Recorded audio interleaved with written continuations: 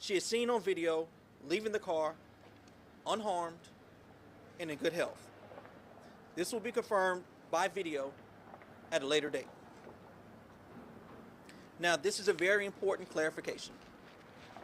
The video taken in the car is only a conversation between the parties and do not depict any sexual acts. That was not specified when it was mentioned previously. For any fault of ours, we apologize. As the facts of this case continue to come forth, we believe that intent and consent will be very clear. While we understand that the media has a duty to inform the public, we will not release these videos now. We're working with the DA and will allow the judicial process to take place. Again, we will not try this case in the court of public opinion or in the media. While this is a horrible tragedy resulting in a horrific accident, we truly believe the facts will prove that this was not a rape. We meet here only today to correct the record on some of the allegations that have been made against our clients.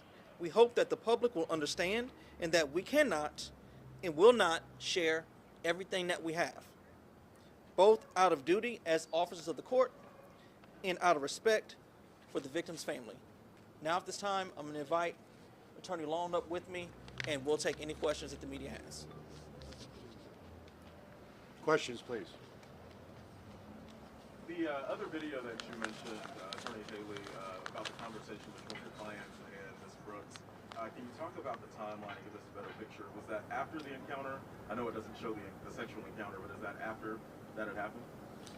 Yes, it is.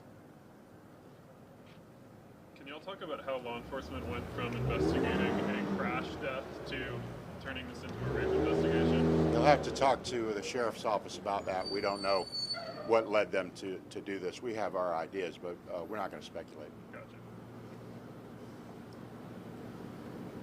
Can you speak to the video that was released late last night about all the parties leaving the bar around, I think, 1:50 last night? Can you kind of talk a little bit about that video? We didn't release the video. That was, I think that was WBRZ that released the video, but it confirms what we've said all along, that my clients left.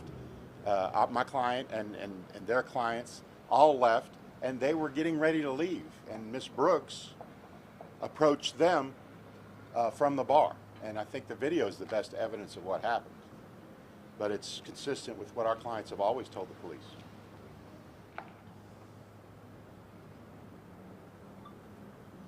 Anything else?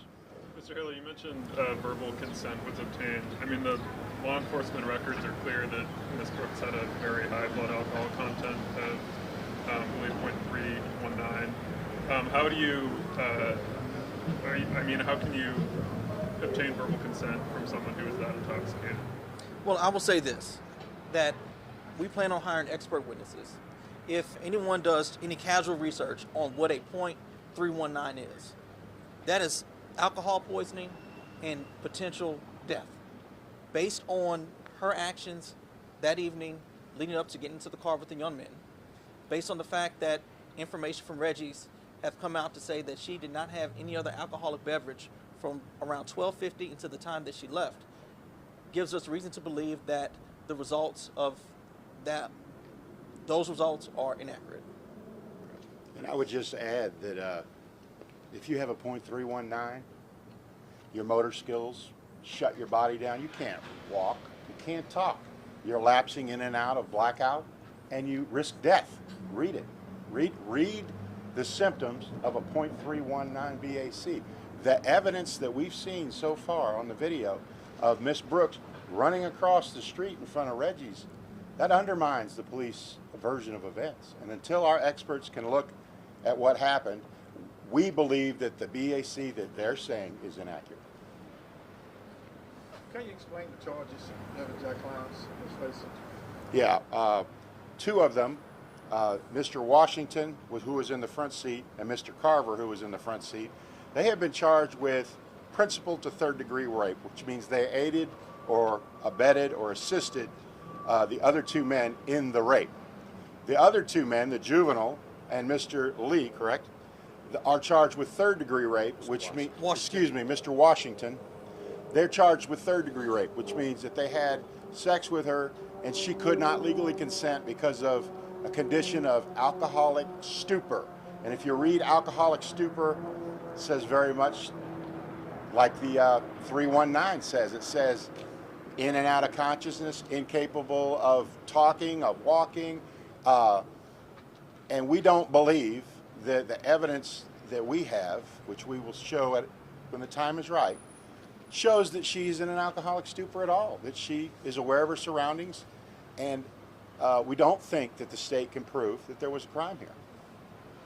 Staying on those charges, prosecutors have said they wanted to possibly upgrade those charges to first-degree rape, first-degree principal to rape. What's your response to that? That's not what was said. If you were at the bail hearing, you know.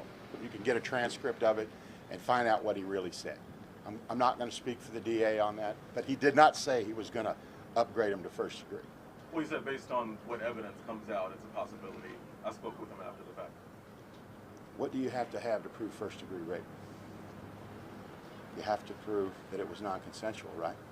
There's no in there about alcoholic stupor and first degree rape. You have to prove that it was non-consensual.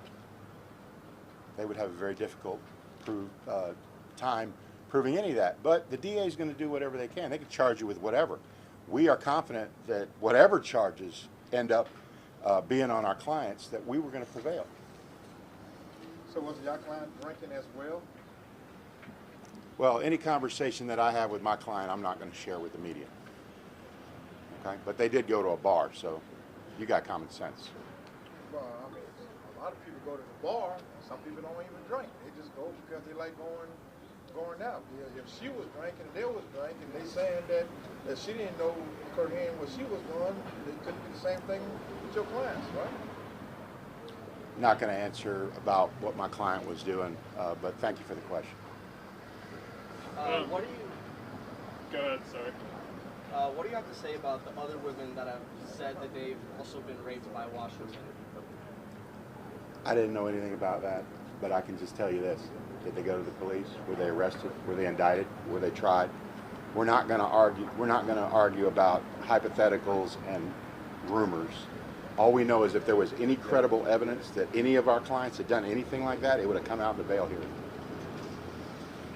Do you mind speaking a little bit more to the videos that y'all are withholding? We're not going to speak with them at this time, and you have to understand that we cannot give you all of our strategy at this time. It's very early on in the case. But I promise you that when we make the decision to release it, we'll release it. And when you see it, or when a reasonable jury sees it, they will know for sure that this was not a rape. Can y'all speak to what role defending this case in the unusual situation of having a sexual assault victim who is no longer alive will play in your defense? Well, that's an interesting question. We believe if Ms. Brooks was alive, this would not be a crime. She would not have complained about it at all. And so the only reason it's there is because the understandable anger in the community wants someone to pay for her death. And we understand that. But our clients did not do that.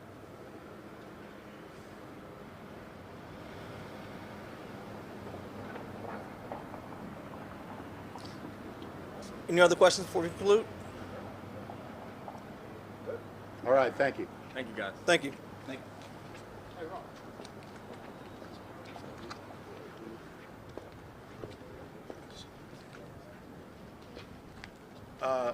Miss Odoms, did you, listen, you don't want it? Okay, never mind.